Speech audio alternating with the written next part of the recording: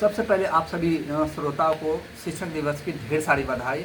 और हमारे साथ जो जुड़े हुए हैं गुरु दीक्षा क्लासेस के संस्थापक हैं कुमार संदीप जी, जिनके बारे में परिचय का मोहताज नहीं है। मुजफ्फरपुर के एक ऐसे कवि के रूप में छाए हुए हैं, तो उनसे बात करेंगे शिक्षक दिवस पे। उनके जो है बच्चे छात्र जो हैं उनके उज्जवल भविष्य के लिए अपने कर्तव्यों से किस प्रकार उस बच्चे को सींचते हैं।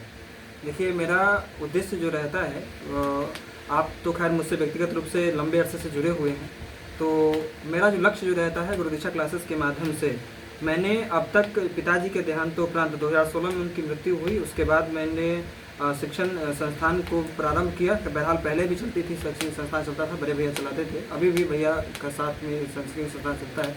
तो हमारा मूल पर्पस रहता है शैक्षणिक संस्थान चलाने का कि इसको कोचिंग सेंटर जैसा कि आज के वर्तमान परिवेश में व्यवसाय बन चुका है। तो मेरा उद्देश्य कोई शैक्षणिक संस्थान को व्यवसाय बनाना नहीं है, बल्कि सर्वप्रथम मैंने अपने शैक्षणिक संस्थान में जो प्राथमिकता दी है वो चरित्र निर्माण की प्राथमिकता दी है। क्योंकि जब विद्यार्थी, आज के विद्यार्थियों में चरित्र विद्यार्थियों का पवित्र नहीं है बल्कि अपवित्र आप कह सकते हैं, इसलिए कुछ एक विद्यार्थी इस प्रवृत्ति के हो चुके हैं कि समाज में वैसे माहौल को क्रिएट करते हैं जो कि नकारात्मकता का संदेश देता है। तो विद्यार्थी जो कि देश के भविष्य होते हैं, उनके यदि आप अच्छे चरित्र का निर्माण नहीं करेंगे तो आपके घर में जो छोटे बच्चे हैं उनके अच्छे भविष्य का आप निर्माण नहीं कर सकते हैं। क्योंकि वो बच्चे जो कि आज तो मैं प्राथमिकता देता हूँ अपने शैक्षणिक संस्थान में कि बच्चों के अंदर संस्कार का समावेश हो, और बच्चे बेहतर ढंग से संस्कारवान यदि होंगे तो कल वही बच्चे अपने अभिभावक, जो उनके गार्जियन जो मेहनत के से एक कलम की व्यवस्था करते हैं, उनके लिए कॉपी की व्यवस्था करते हैं, उनके लिए स्मार्टफोन दे देते हैं। तो इस मैं बच्चों को पढ़ाने के क्रम में यह भी बताता हूँ कि आपके गार्जियन का यदि 10,000 रुपये का फ़ोन आपका है, 11,000 का है, तो उसमें आपके पिता की मेहनत, पसीने की मेहनत लगी हुई है।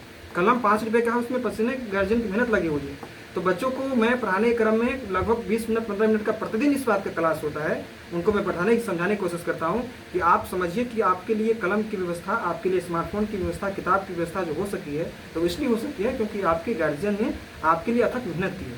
तो कम से कम उनकी मेहनत कदर करते हुए आप लोग पढ़िए और समाज में कुछ बेहतर करने के लिए संकल्पित हुए।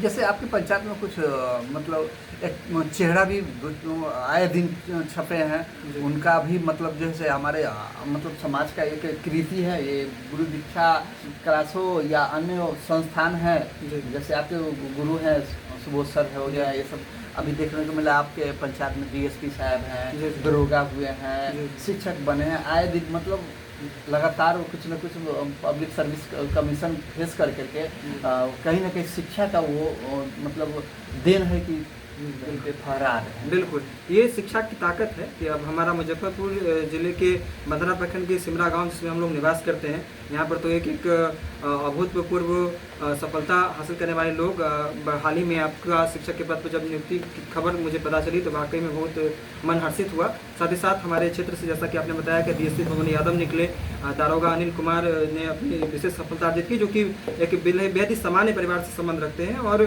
संघर्ष करते हुए उन्होंने सफलता अर्जित की। तो शिक्षा में तो खैर बहुत बड़ी ताकत है कि शिक्षा हमें अर्थ से लेकर के फर्श तक पहुँचा देती है, मगर बशर्ते आज देखा जा रहा है कि वर्तमान दौर जो है उसमें विद्यार्थी परिश्रमी नहीं है और परिश्रम नहीं करना चाहते हैं, मगर इसका प्रतिफल होता है जो परिश्रम करते हैं वाकई में उनको सफलता भी मिलती है। बहरहाल सफलता का और बीच में संघर्ष का, ये दोनों के बीच में विशेष संबंध है। सभी के माथे पर सफलता का ताज नहीं होता है, मगर जिस लेवल पे हम काम कर रहे हैं, जरूरी नहीं कि सरकारी लेवल पर ही कार्य कर रहे हों, प्राइवेट लेवल पर या फिर किसी भी लेवल पर हम कार्य करते हैं तो पूरी ईमानदारी पूर्वक काम करना चाहिए। और निश्चित रूप से शिक्षा में तो खैर बहुत बड़ी ताकत है। आज यदि शिक्षा का यदि मेरे ऊपर साथ न होता तो मुझसे हमारे गांव के जो जनप्रतिनिधि हैं, चाहे वो मुखिया हों, वार्ड हों, पंचायत समिति हों, कोई भी हो, उनको वो मेरे विषय में नहीं जानते हैं, अथवा वो मुझसे प्रोत्साहित करना भी आवश्यक नहीं समझते, अथवा वो मेरी जो 2 किताबें हैं उसके लिए बधाई संदेश भी हमारे जनप्रतिनिधियों का मुझे नहीं प्राप्त हुआ। मगर किताब आज छपी है, आप बताइएगा कौन कौन। और वो जब वही मैं आगे कि इसमें मैं जोड़ने वाला भी था। और सऊदी अरब, हरियाणा, उत्तर प्रदेश आदि शहरों से जो लोग जो हैं वो फेसबुक पटल से मुझसे जुड़े हुए हैं और व्यक्तिगत उनसे मेरा संबंध रहा है और वो लोग निरंतर प्रोत्साहित करते हैं। मेरी 2 किताबें छपी, जो कि प्रथमतः है जिंदगी से जंग जीतेंगे हम, और दूसरा लक्ष्य कब सर जो है, और तीसरी किताब की योजना बन रही है और उसकी तैयारी चल रही है, रूपरेखा और किताब की भूमिका भी लिखी जा चुकी है।